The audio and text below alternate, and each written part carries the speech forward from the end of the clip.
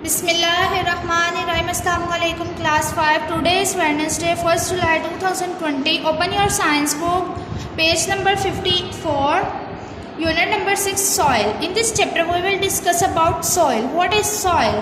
Soil is made of water, air, minerals and organic matter. There are different layers of soil.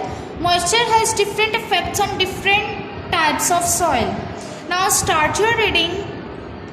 Soil can be found almost everywhere on land. It is the material that covers the earth's surface. Soil is very important because many living things use it as their supply of nutrient and place of shelter.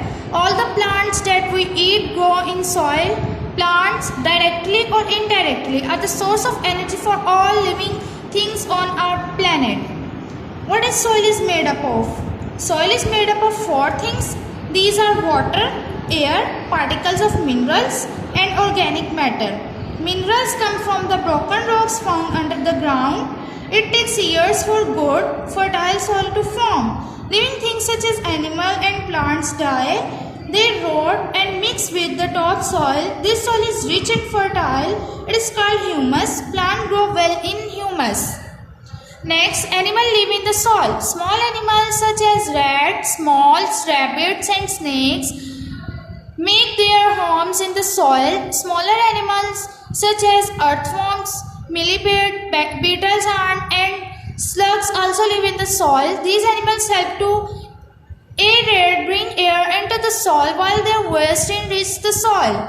Layers of the soil. Here are different types of layers. First of all, bedrock, second rock, third subsoil and fourth topsoil. If you have ever visited on construction site, you must have seen deep holes there. If you look closely at the side walls of the holes, you can see that the soil is not the same from the bottom to the top. The soil on the earth is found in layers. At the top is topsoil. This is topsoil layer of the soil. Below this is a layer of subsoil. Second, subsoil. Below this are layers of solid rocks. Then solid rock. The deepest layer of rock are called bedrock. Bedrock is called the deepest layer of rock. The topsoil is where most animals and plants, including soil organisms such as earthworms, fungi and bacteria live. The topsoil contains humus. All rocks on the surface of the earth get broken down to pebbles, gravel and mud.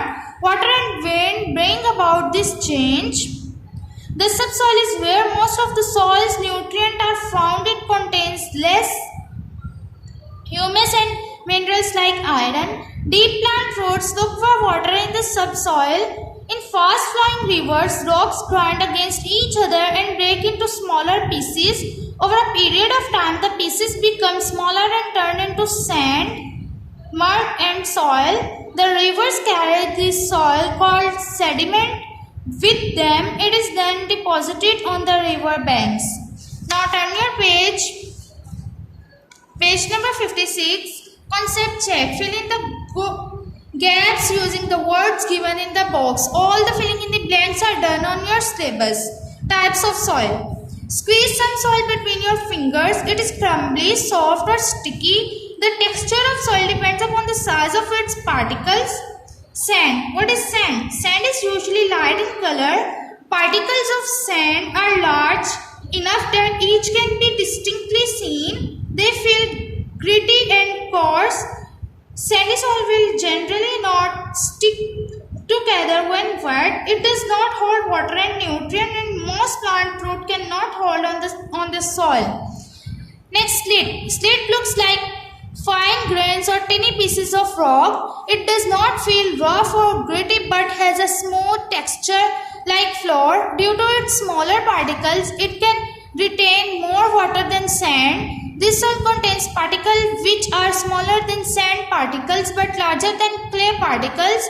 Still, soil stick together when wet. Slate is the best soil for growing plants and for farming. Next, clay. What is clay? Clay is very fine soil. When wet, clay is very sticky and it can be easily molded into different shapes. This is because wet clay can hold its shape after drying. The spaces between clay particles are very tiny. Plant roots cannot push through them and air cannot get in. Since most bacteria and insects need oxygen to breathe, they cannot live in clay. Next, beautiful rocks. These rocks have been here for millions of years. They have contributed to the beauty of the earth. Is man improving what nature has given us? Next, choose the correct answer. Write T by the statement which are true and F those which are false, and fill in the blanks. Answer this question. All the exercises are done on your syllabus. Thank you, class.